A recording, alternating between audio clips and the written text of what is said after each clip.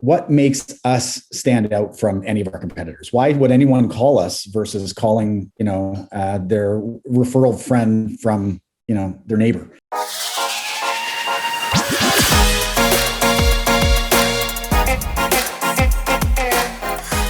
Hello and welcome to episode 92 of the Smart Agents podcast. My name is Michael Walter and I'll be your host. On today's episode, we are joined by real estate agent Ryan Waller.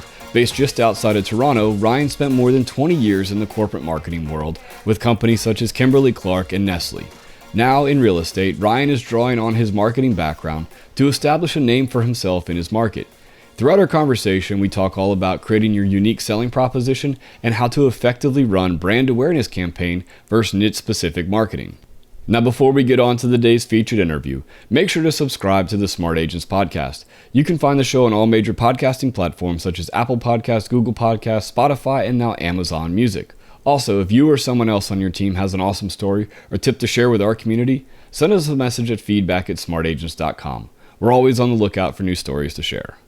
All right, let's get on to the day's featured interview with Ryan Waller. I really had a great time hearing all the ways he and his wife are getting recognized in their market, including having a locally produced beer named after them. Yeah, so the way I like to start everything out is if you could introduce yourself to us a little bit, where you're at, and kind of how you got into the real estate industry. Sure. So I'm Ryan Waller, and I work with my wife, Beth. We're both realtors just outside of Toronto, Canada, in a city called Guelph.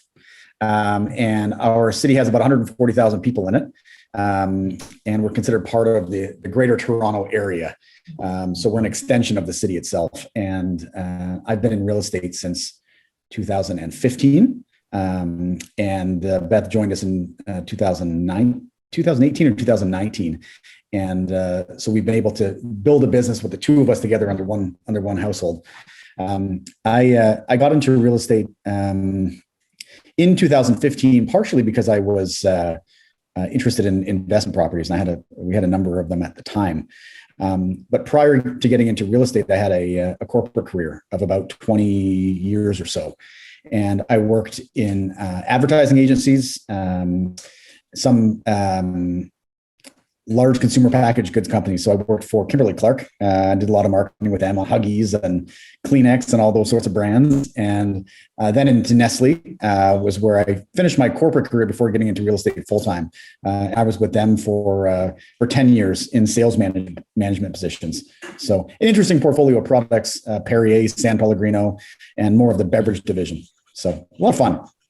Right. So, I mean, when it comes to, making that transition into real estate, the advertising and the marketing is something that you had great experience in. Yeah. And I think it was from my perspective, looking back on it now, it was sort of going from a sales role, getting a marketing and advertising background, and then having a sales role at the end where I left. Those things were key to success early on in real estate, just getting started with understanding how advertising works, understanding how marketing works, and branding itself, which is obviously in real estate a very, very important thing. So I do feel like I had a bit of a competitive advantage that way. I was still in, advertising and marketing and sales in a way in real estate, but just a different industry. And I applied many things from the corporate world into real estate. Right. So, as you were getting started, how did you kind of market yourself and get yourself out there as a new agent in your market, in the area? Yeah. And it's something we get asked a lot, how we manage to figure some of the marketing out. And I think part of the most important thing to us when we got started was having a unique selling proposition, what they call a USP from a marketing perspective. And a USP is something that differentiates you. So in a market like ours, where we have at any given time 700 real estate agents in our own market, what makes us stand out from any of our competitors? Why would anyone call us versus calling their referral friend from their neighbor? And from our perspective, the unique selling proposition we used was becoming a market authority, becoming an unbiased authority that people could trust to get answers on the market without feeling pressured to buy something or to sell something or to being sold to. And it was going to take time to do it, but we wanted to find ways that people would start to trust us and start to look to us and get it so that they would want to call us to help them buy or sell a house, as opposed to us using lead generation systems or having to cold call people or do whatever. And it worked out well. I mean, it's one of the first things we did was go to our local media and say, hey, look, we'll provide you with monthly updates on the real estate market in our city. Just give us a space to do it. And they didn't have anybody doing that. And they were just so used to the real estate board facts of, the average price of a house in this town sold for X. It was on the market X number of days. And that stuff, people over time are just not interested in that stuff. And they just gloss over it. And so what we did is we took the information and sliced it and diced it in different ways with the data. We gave information on neighborhoods. We gave information on the average cost per square foot. We gave a breakdown of the average price points in town and if some were selling faster than others, and really made it about breaking down the data into a more user-friendly way so that the average person can understand it and relate to it. And it worked. It worked very quickly, and it worked. It was very successful in that we had people calling all the time asking, tell me more about my neighborhood, or I didn't know this, or I didn't know that, or do you have a newsletter I can subscribe to, or can we work with you? We feel like we can trust you. So. Right. So what specific media outlets did you go after? Because I think that's a really smart way to do things, because it immediately puts you up in this, authority pedestal, really. Yeah, and that was it. And some of it was a bit faked. I mean, we were relatively new to the business of real estate. But I mean, I knew for many years in sales that, if you could come across as a market authority, in many cases, the brands that I represented at Kimberly-Clark, Huggies or Kleenex, or Nestle, Perrier, those brands were number one, and we were the market authority. And so those retailers that we sold to always depended on us to come in and give a market authority. So we were sort of faking it in a way that we were new to the market, but we knew how to sell to the market. We knew what people were looking for. And so the media outlets we went to, the main one was our city doesn't have a physical newspaper anymore. They have an online publication for the news, and all the news is, at the website.com. And so the idea around is that we would post once a month, giving an update on the local real estate market or giving some sort of information. They give us free reign on what the content was going to be. They just wanted to proofread it. So it was a lot of data that we had to put together to provide insights. We had to source it properly, obviously. So that was one of them. The other one was that we then got on the local radio station. Our city has an AM and an FM station, and we got on there and we talked about how people should be looking for our articles that we were going to write in the online publication. And, we were giving facts and insights and figures and info that would be interesting to people. And I think in our town of 140,000, if you can get in the main news publication and on the local radio station, it certainly builds up market authority pretty quickly. Right. Yeah, absolutely. Like I was telling you before we started recording, my previous life, I was a news video journalist, and I had the business cards of two local agents that when anything real estate came up, those were the two that I called, and they were on all the time, and they got a ton of business just from people seeing them on our station. Yeah, and we do get that. I mean, we've had a number of calls. I mean, that would be the free PR element of it, which is a whole other aspect, which, I mean, you can't even, the average realtor, I mean, if you're looking for a unique selling proposition, the average realtor has no exposure to that PR. And it's only because of the things you said. I mean, we've had the Canada's main news publication, our national publication. They had a feature and we were in it. They called us because they had seen our name around real estate and that sort of thing. And we've been quoted in articles by the national newspapers about local market real estate and that sort of thing. You can't buy that stuff. And it's been very helpful because they feel like they can trust us because they've seen some of the things we've been writing. So it's not quick. If we do talk to other realtors or give advice to other realtors, it's not something that you can do overnight. It does take time, and it's a brand that you have to build. But if you're consistent with it and you continue to think about what consumers want, you'll be successful that way. Right.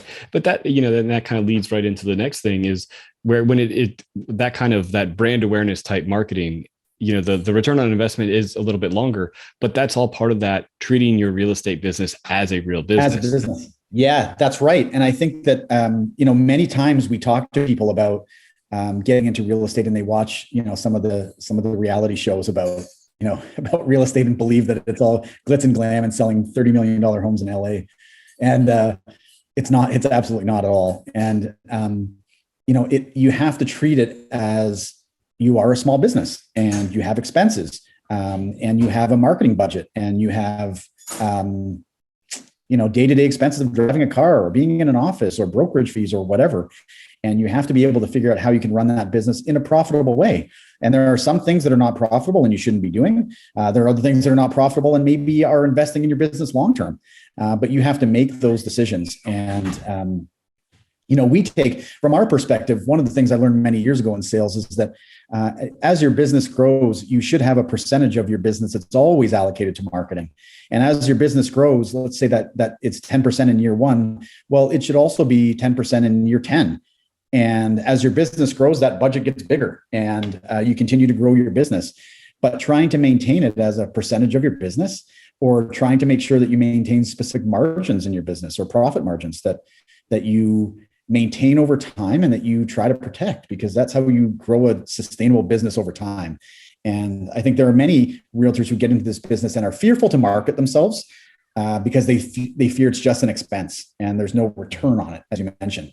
But some of the marketing, there's no immediate return, but it's tough to put the value on return on investment of a long-term brand, which people will buy, and you'll never know how they found you.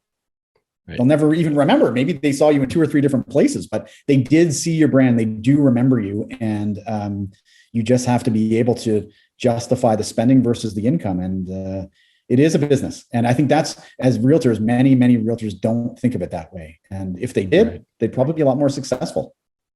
Right. And I think that's where, I think in the marketing world, having that understanding between that kind of the brand awareness campaign versus the very targeted, maybe the, the targeted postcard campaign, that you're targeting a very specific, understanding the differences in those returns. That's right. That's a very good point. It's a very different marketing campaign, and real estate, there are some low commission or, brokerages that play purely by the numbers. Outside of those, the day-to-day agent doesn't have a whole lot of compelling value unless they're doing that sort of thing. So you have to be able to, strategically create an element of brand marketing where people don't see anything. There's no value to it. There's nothing besides a call to action or call me now, or when you're selling, call me.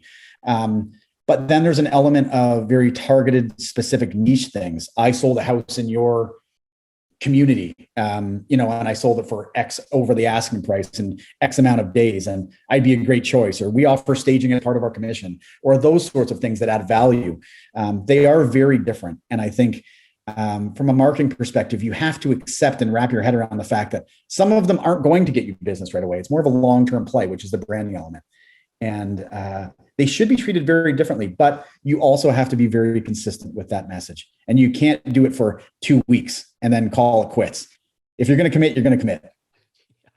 Yeah, absolutely. And with those different styles of marketing, what are some of those key, the KPIs, those key performance indicators? What are you really looking at to determine if things are working, and understanding that the brand awareness is not something that you're necessarily going to be able to. So from our perspective, as I mentioned, we take a percentage of our income. It's 15%, and we reinvest that in the business. And so we take that money, and under the umbrella of the 15%, we do 10 different things, let's say, as an example. And we take those 10 things and divide the money up into how we think we should spend it. And we run with that. And we don't take any one specific item and say, I'm on a bus bench and I need that one item to give me, pay for itself 5 times over, else I'm not doing that again.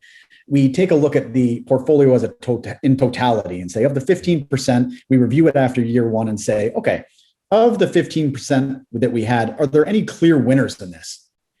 Are there any clear losers in this? And if we find there are clear winners, so for example, a clear winner for us last year, because so many people were coming from Toronto, a higher price market, out into the burbs where we were, like many cities, big cities, we invested heavily in Google ads, targeted to Toronto. And we found that a lot of people were calling us because of the Google ads. They were great return on investment.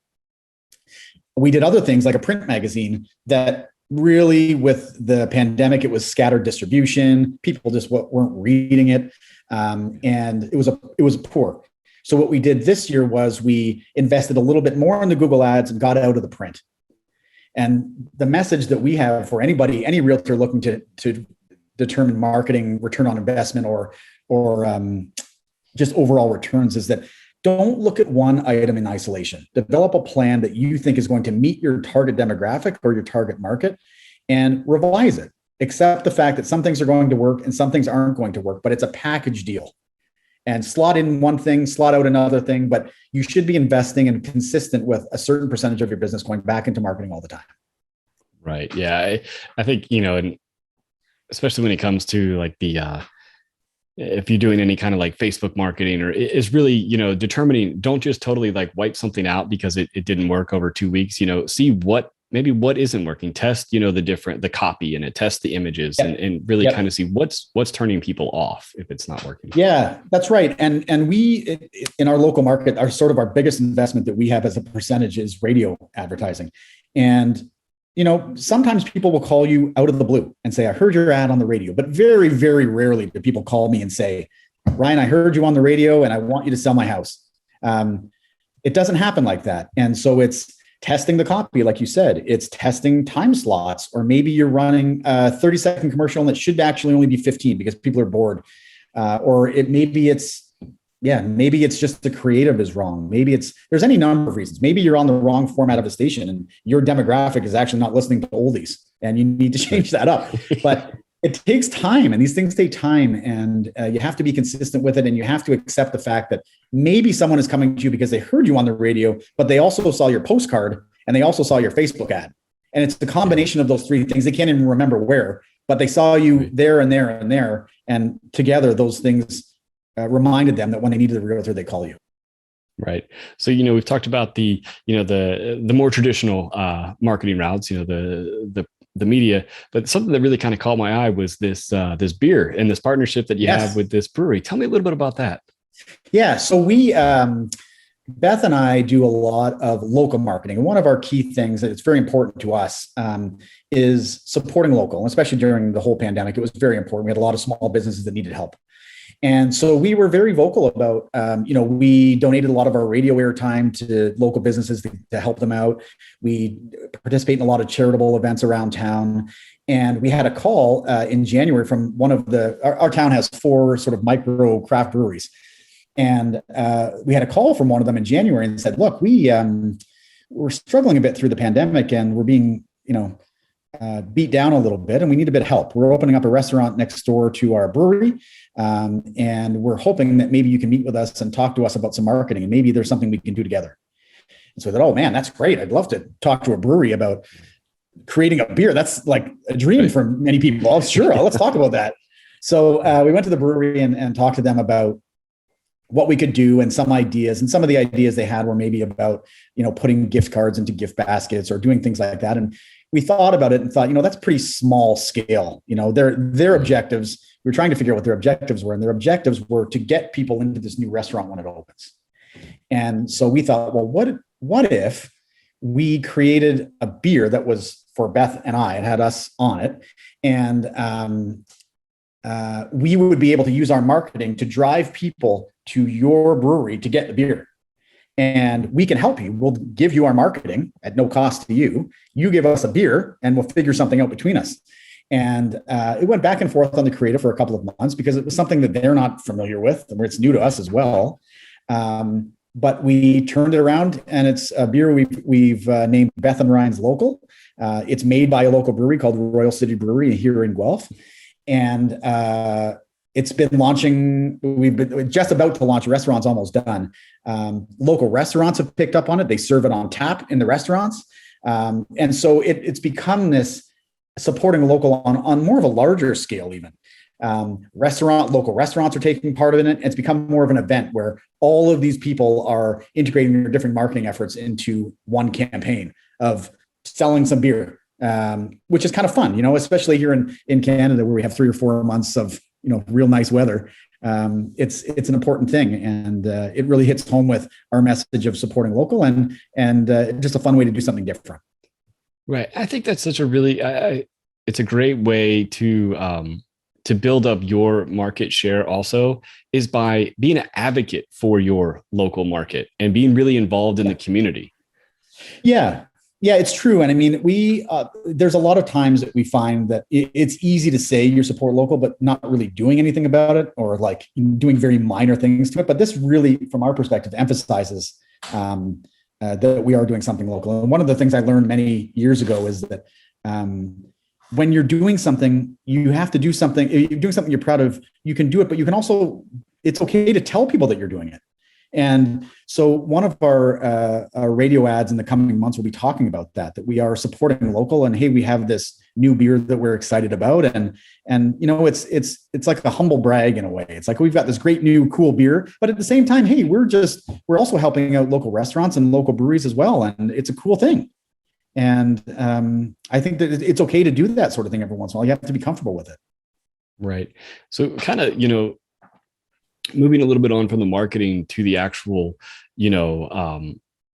providing of the service, how are you demonstrating those things that you are marketing to combat, any commission, any of those objections that people might have, especially when it comes up with, the commissions? Yeah. So the standard commission rate here is in our market is 5%. 2.5% to the buying agent and 2.5% to the selling agent or listing agent. And from our perspective, one of the main things we try to talk about is adding value to the transaction. So it's easy for anyone, and I learned this many years ago in consumer packaged goods, it's easy to just drop your price to try to get business. But unfortunately, if you're going to drop your price so easily, your client may wonder how well you're going to negotiate for them if you can just drop your commission without even debate about it. But at the same time, we try to say to our clients, you are going to get this, and this from our commission. So we include staging, we include professional photography. If they have a lot of things they need to clean out, we order a dumpster for them. We order a storage bin for them, a portable storage bin if they need that sort of thing.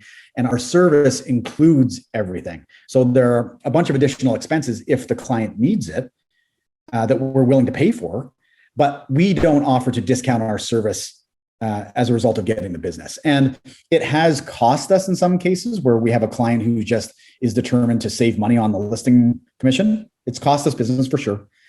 However, there's been a number of occasions where we've actually won business despite the fact that we were a higher commission than others, because they felt like what they were getting out of it was going to get them a better end result on the sale price. So the amount that they would be saving in commission is more than made up on the back end, and which is the most important thing, which is in their pocket at the end of the day when the transaction closes. And one of the things we talk about, in fact, we have a new radio ad coming out today that talks about how we've sold every home we've ever listed.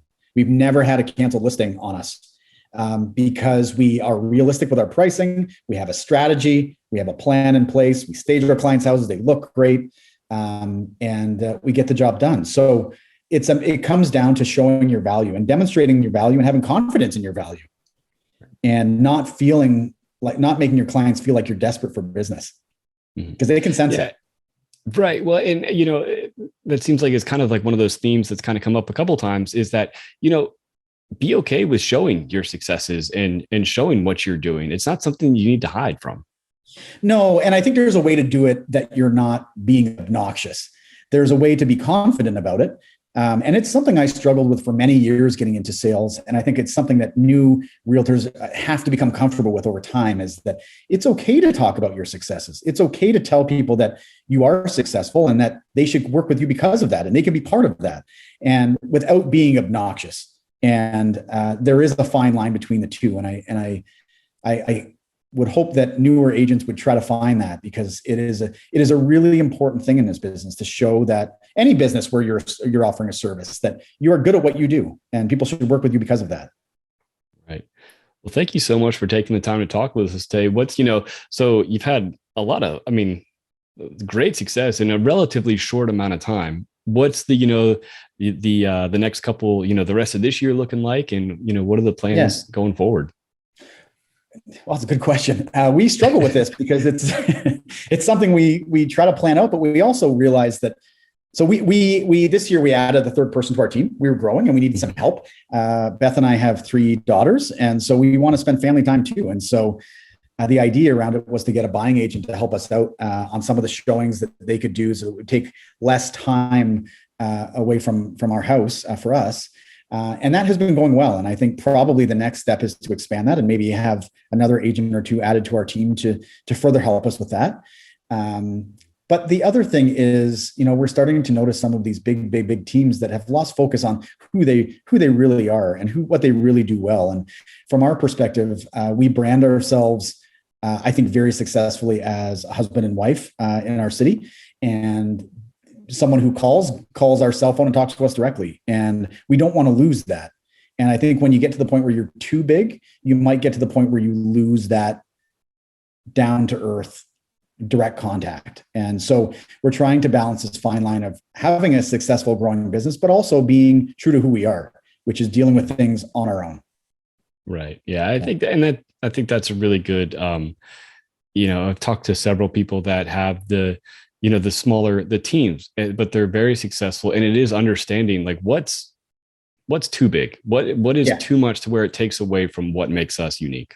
Right. And we are comfortable in, our lives, our work-life balance and our earnings, that we don't need to be much bigger than we are, but we need to do what we're doing really well.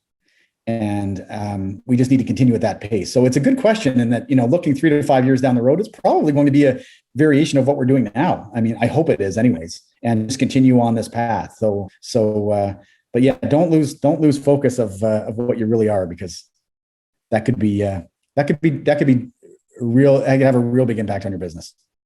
Awesome. Well, thank you so much for taking the time to talk to us. My pleasure. Thanks for having me. I really appreciate it. I want to thank Ryan for taking the time to talk with us today and sharing all of his great advice for building long-lasting brand awareness. In today's real estate landscape, I think it's vitally important for buyers and sellers to be able to connect with you well before ever actually having a conversation. So once again, if you think you or someone else on your team has an awesome story or tip to share with our community, send us a message at feedback@smartagents.com. Well, that wraps things up for this episode, but remember, follow the show wherever you listen to podcasts, and make sure to subscribe to the Smart Agents YouTube channel. Again, I'm Michael Walter, and we'll see you on the next episode.